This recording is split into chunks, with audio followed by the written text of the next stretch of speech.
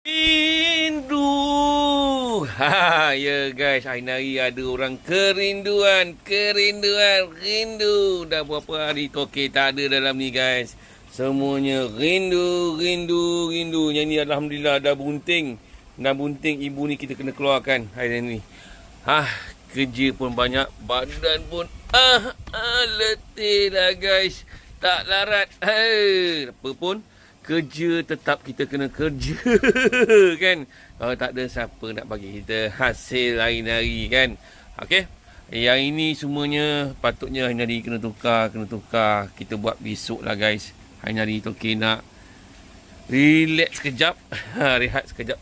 Bukanlah rehat satu hari, tak ada guys. Rehat kerja tak pernah habis guys. Tiap hari ada je kerja. Kerja tetap kita kena kerja.